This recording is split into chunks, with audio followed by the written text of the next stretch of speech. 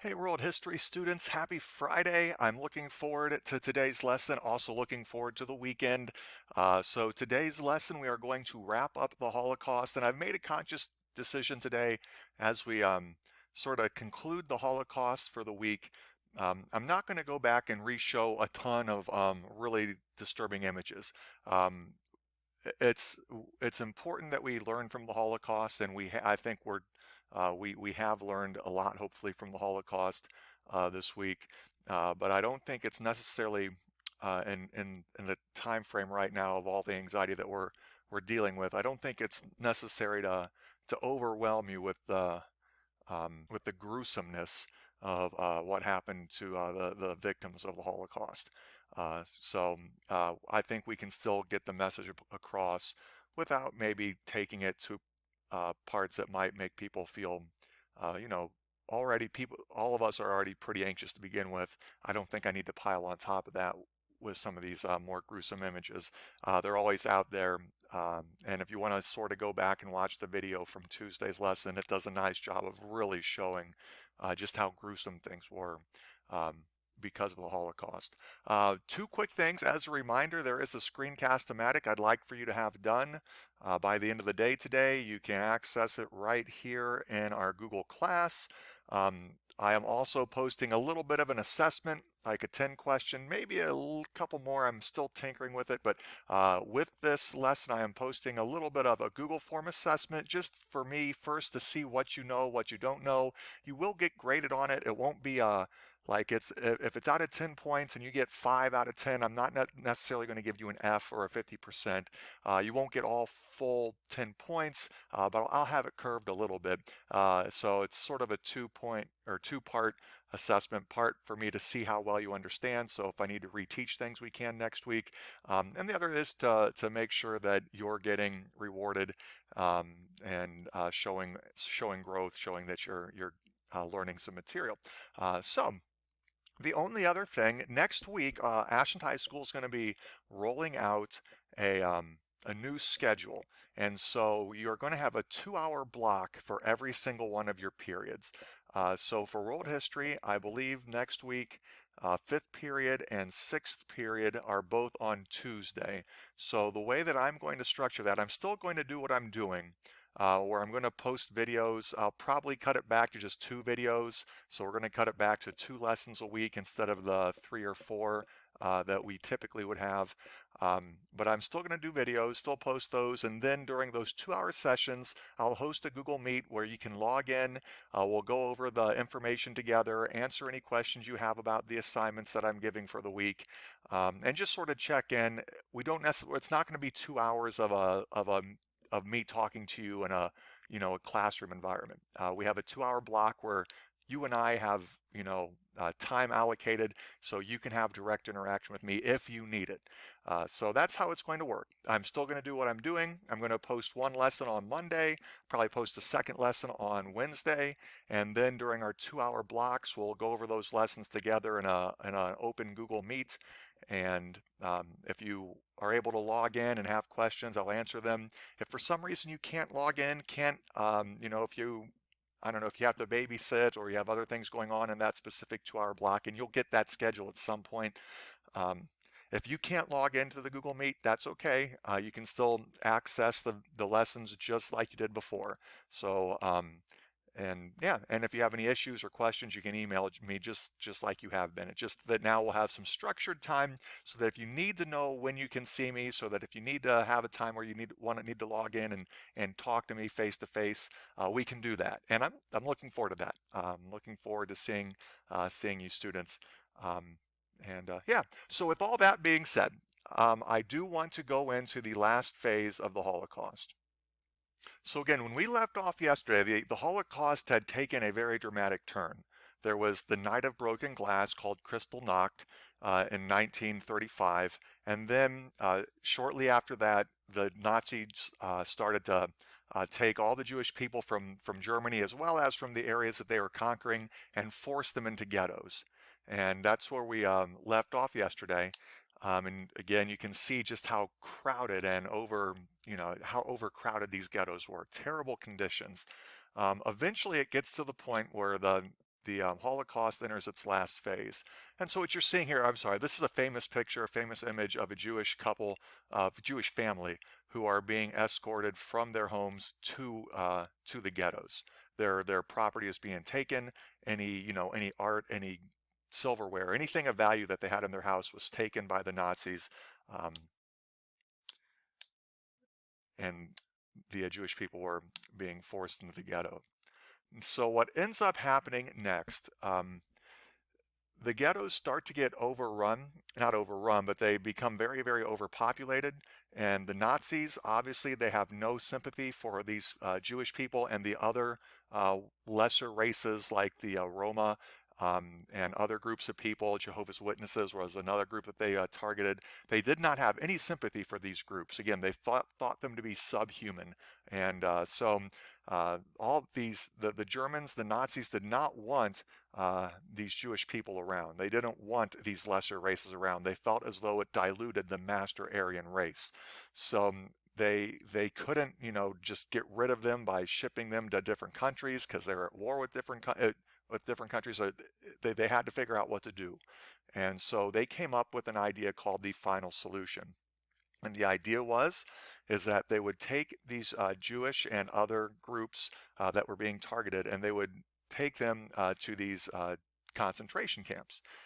So they would move them out of the cities into concentration camps, and initially these were just very overcrowded work camps where they would work a lot of these prisoners to death, not feed them very well at all, and just make them do essentially slave labor. And at one point, they weren't essentially, and this sounds awful, exterminating these quote unquote lesser races quickly enough.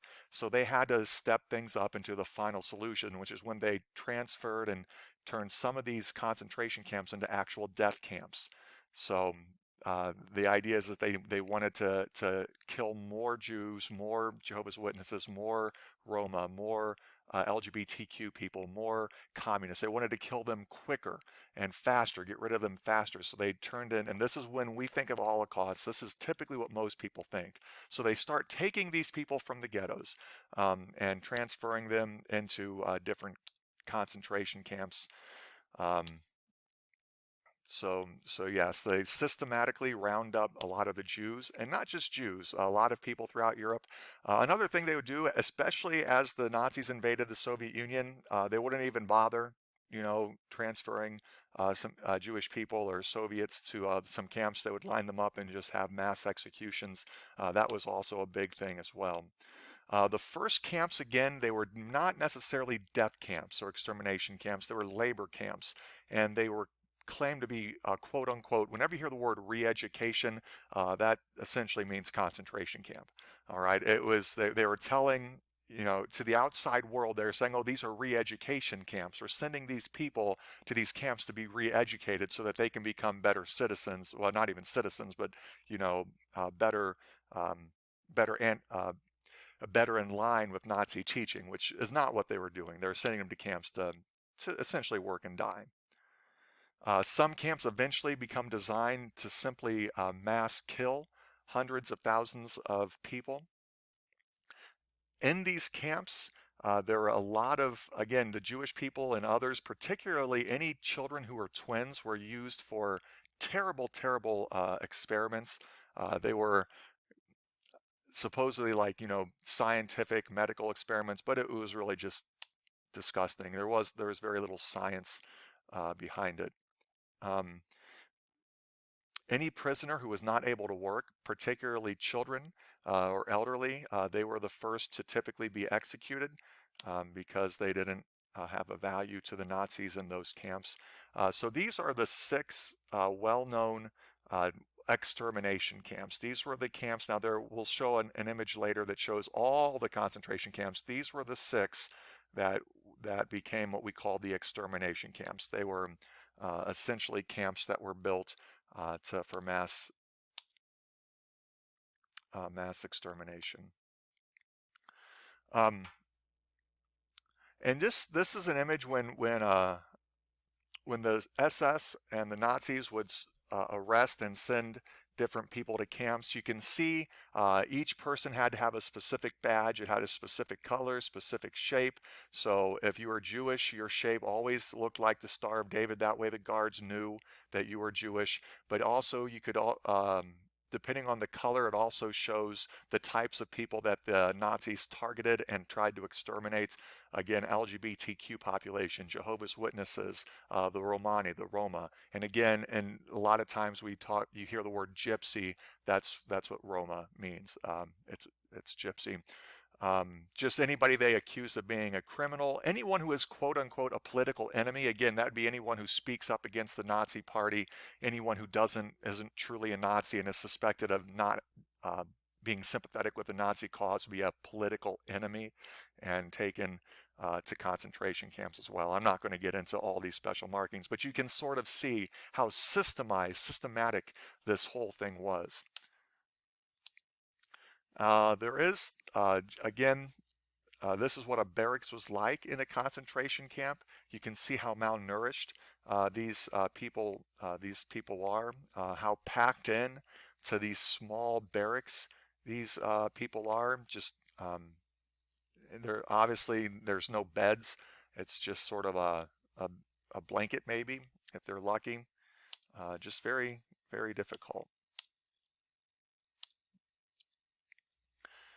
So you can see all the different concentration camps throughout Germany. Eventually, when the concentration camps weren't able to get, house enough Jewish people and kill enough, not just Jewish people, but other people as well, but kill enough people, they actually created um, death camps.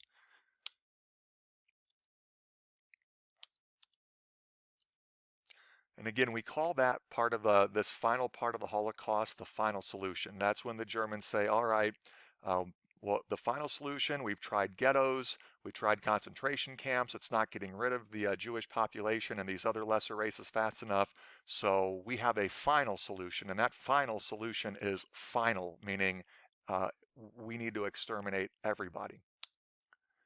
And the idea again is that it would restore the Nazis believed this would restore the purity of the Aryan race by getting rid of all these unfit and lesser races.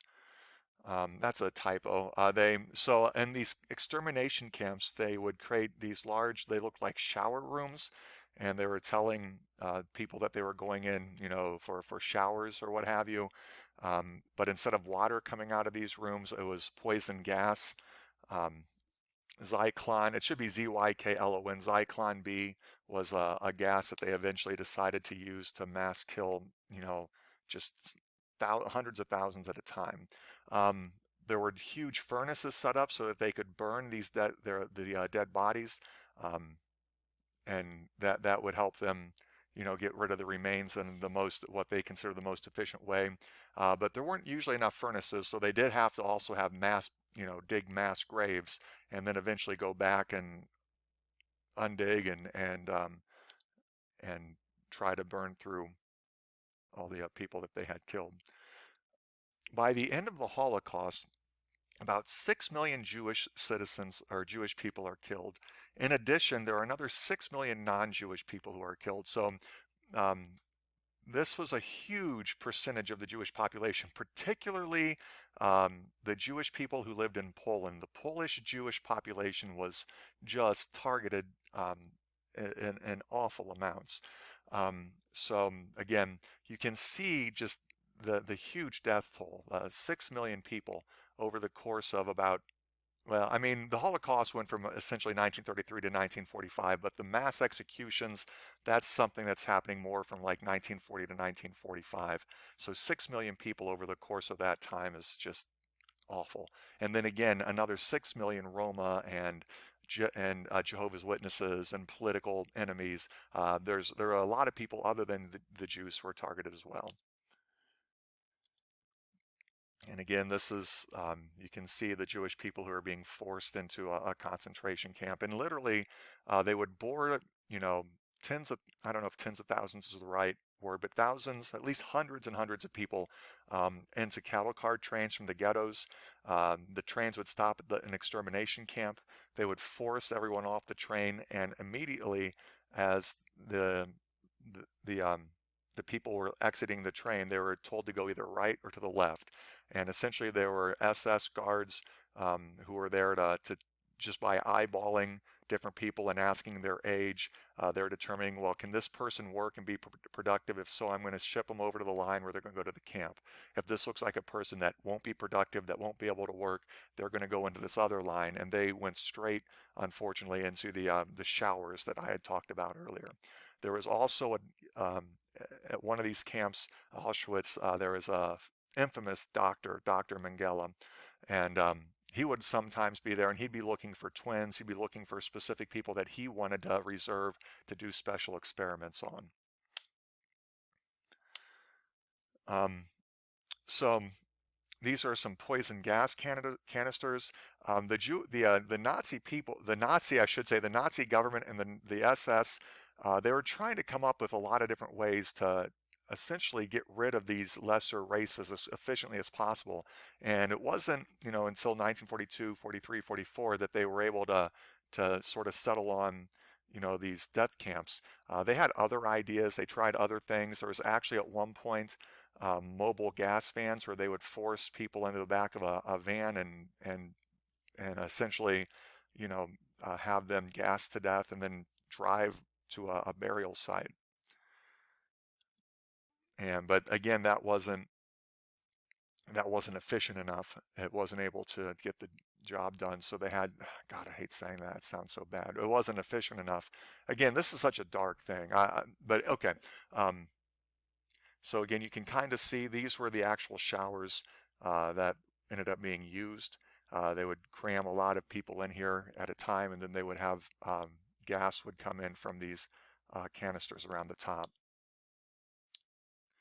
And so I'm not going to show any more graphic than that. I think this is dark enough, heavy enough. I hope you understand the gravity of what happened during the Holocaust. So just again, I like this little slide here because it does a good job of sort of summarizing everything we've gone over this week. So in 1933, essentially, the Nazis take over the German government, and the Holocaust starts I'm not saying innocently, but it starts with a simple boycott of Jewish business, saying Germans stop going to Jewish businesses. And from there it escalates. 2 years later, we have the Nuremberg laws. And so instead of just having Germans not visit Jewish businesses, um, instead, the Nazis passed a law that actually made um, the Jewish people not citizens and imposed some other restrictions as well. As the Nazis start to forcibly deport and discriminate and really clamp down on the Jewish population, if you remember, there's going to be a young 17-year-old who assassinates a Nazi leader, and that is used as an excuse to just vandalize and destroy tons of Jewish property. Again, we call that Kristallnacht. And you can kind of see where that occurs. So from 1933 to around 1938, slowly over a little bit of, this isn't a large period of time, but slowly the Jewish people start to be dehumanized. They start to be marginalized, first socially, then legally, then physically. And then eventually things go very quickly. Once these mass riots break out opposed to the Jewish people led by the Nazi Party, the Nazis start to move the Jews and others into the ghettos. As the Nazis start to take more and more territory and gather more and more Jewish people, they have to figure out what to do with them all. They can't get them all in the ghettos. It's not efficient. And the Nazis decide, let's put them in camps, and eventually let's make sure that um,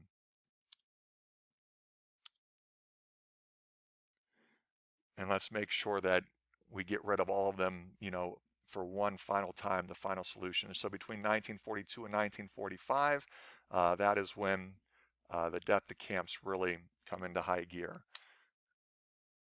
And that's pretty much the Holocaust. Shortly then into 1945, the Nazis start to lose the war, and shortly the American forces and the Soviet forces and the British, the other Allied forces, they all work together and they liberate these camps because they defeat the Nazis. And again, we liberated over 300,000 Jewish people from the concentration and death camps.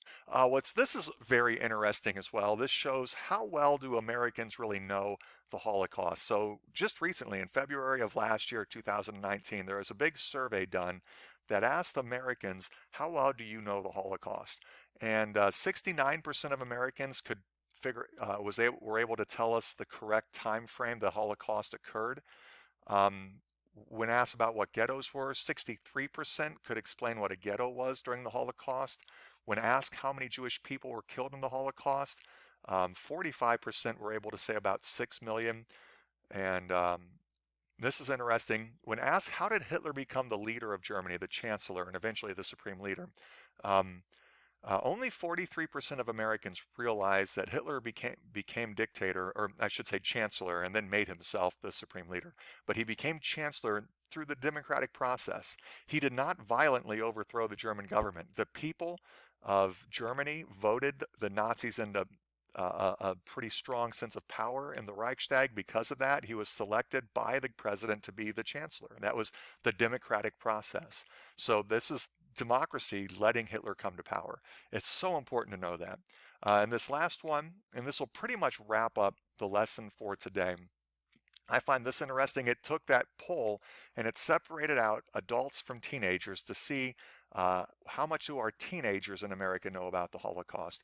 About 57% of the teenagers could identify the correct time frame that the Holocaust happened. 53, only half of our teenagers could identify what the ghettos were in the Holocaust. Um, Only 38% knew that about 6 million Jewish people were killed during the Holocaust. Only 33%, only one out, this scares me as much as anything, only one out of three um, teenagers realized that Hitler came to power through the democratic process. And that scares me because a little bit too much, I think, in our history classes, I'm guilty of this too. I'm not criticizing anyone other than, anyone that I'm not criticizing. I'm not, I'm guilty of this too. I'm not criticizing others. I'm guilty of this too. Too much in history, we kind of say, well, democracies are amazing. Democracy is the best form of government. Democracy, democracy, democracy. As long as you're a part of a democracy, everything's going to be fine. And that's true. I believe that. But it's also important to know that democracies aren't a cure-all. Just because America is a democracy right now doesn't mean that we don't have to work to maintain, our democratic ideals. Hitler came to power through a democratic process. And we're not that much different and we'll learn next week that we are not that much different than the Germans who were living at that time who allowed that to happen. And I'm not saying, okay, well, so again, again, that sums up the Holocaust lesson for today, and pretty much the Holocaust for the week. It's a very gruesome, terrible part of human history, but it's also something we need to remember. It's something we need to learn from, so that we as individuals can recognize when we are doing things that go against what's best for humanity, but also so that we can recognize when there are countries, or even if our country is doing something that is taking steps in a direction that is not good for humanity and for society. And so hopefully, I hope you've learned a couple things at least, whether it's the history of the Holocaust. Hopefully you've learned a couple things there, particularly about Kristallnacht, um, the Nuremberg laws, and how the Holocaust gradually happened over time. Um, but I also hope, and hopefully next week we're going to have two pretty neat lessons that you'll learn that it's important that we all stay on guard of our own sort of biases, stay on guard with um, our own actions and thoughts, so that we don't travel down those same dark roads that the Germans did during the Nazi time frame there. All right, everyone, have a great weekend. If you haven't done the Ed Puzzle, please do. And there is again a short assessment. Feel free to use the notes that I have provided. Feel free. It's not meant to be a really hard test or quiz, but do your best. I want to make sure that I want to get some feedback on how well we understand this material. All right, I'll talk to everyone later. Have a great day.